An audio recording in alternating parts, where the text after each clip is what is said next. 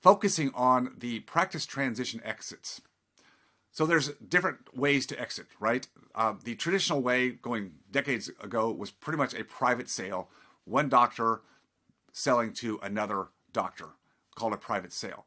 And those were based on constructs that are still relevant today. Typically anywhere from 79% of collections would be, the annual collections would be the run rate. Now, in the last 6 years or so, we've had private equity, which, as I said earlier, has been involved in just about every other sector in the world, but healthcare in a big way, and certainly dentistry, veterinary medicine. I mean, they're into optical, they're into hearing. I mean, private equity has been everywhere because they use leverage to arbitrage or make a spread over the business sectors or businesses that they buy.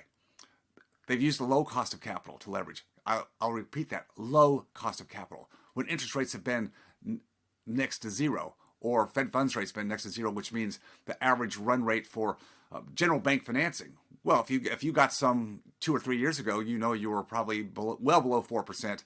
Many people got below 3% on home mortgages. That's low cost of capital. Now, that's how private equity has done so well in the last many years, and they've rolled up a lot of industry sectors, not always in a good way. In fact, if you go back to the 80s, that's when these private equity firms were doing the same thing. They're called leveraged buyouts. I'll say it again, leveraged buyouts. They use leverage. They bring very little of their own money to the table. They use other people's money, including the equity of the business sectors that they're buying. Get more on that later. Now, the cost of capital has changed dramatically in the last 16, 18 months. Dramatically, like not that we've seen before. Not that the rates are higher than we've ever seen before. No, that's not the case. But the rate of rise is what is significant here. The rate of rise has never been seen before. We have not even begun to really feel probably even the midstream effects of this rate increase in interest rates. I'm saying that over the next year, by this time next year, we'll start to feel more fully what this means. The marketplace is still very complacent about this. The financial markets, even real estate, there's still people out there syndicating real estate equities based on the model that worked so well in years past, but are taking into really no account for what's on the back side of this, and that's where a lot of people get hurt. Back to your exit. So the fad or trend of private equity through DSOs aggregating dental practices and providing these bigger than life multiples over the last number of years has been a strong drawing card for a lot of you doctors. And as it should be. It should be something to investigate. I'm not saying it shouldn't. I am not even against DSOs.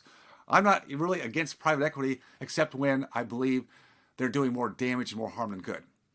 Not everybody falls in that category, but in general, there's a propensity for these leveraged buyouts through private equity and DSOs to be really riding on the back of the seller's business, riding the back. Now, when the market's going up and the cost of capital stays low, there's really no issue.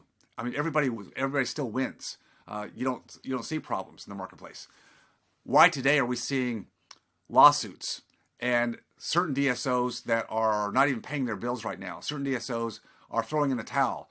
Certain DSOs are reneging on the, quote, promises that they verbally gave doctors, but when you go back and look at the fine print of the actual agreements, their attorneys are very smart, and they build these structures to protect them, not you.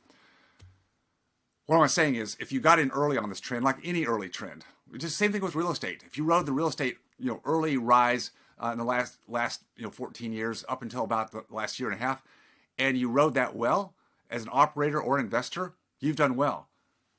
The model's changing. Same thing with the DSO and private equity. That model's changing drastically. The last 2 years it's been changing. It's changing more so right now. What you have to do is understand that private equity is not stupid money. They know what they're doing, and they're putting more risk on you, the seller, the doctor seller. Yeah, they're still promising you these high multiples, right? Or higher than you could get for the private sale. That's the inducement. But the back end, the constraints, the clauses, the things that you don't really understand or look at fully are what gets you potentially into trouble. And I find very few of you and your advisors even look at the financials of the potential DSO backed by the private equity to see what their balance sheet looks like. I mean, we do that in real estate.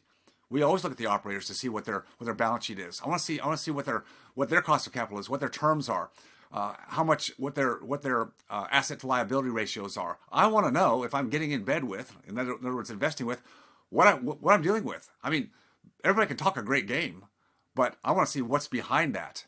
And if you're not doing that with your potential DSO exits with private equity, where you're on the hook for your back end multiple, that big multiple they promise you, well, they're paying less and less than that up front. Did you know that?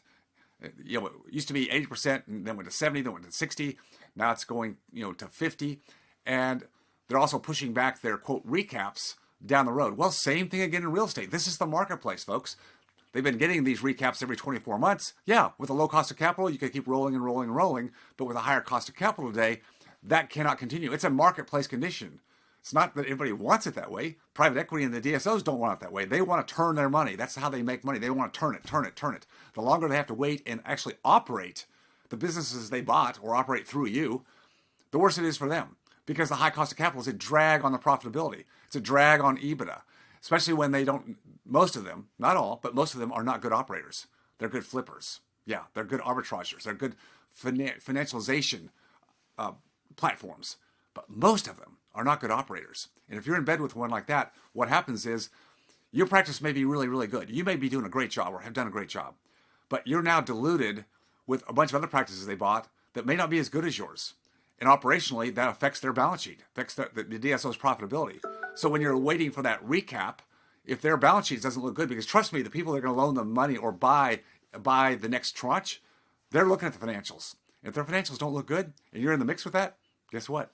You're stuck-o. Yeah, you got to ride it out now. You got to ride it out a lot longer if you want to try to even get a chance to get those back-end multiples that have been promised.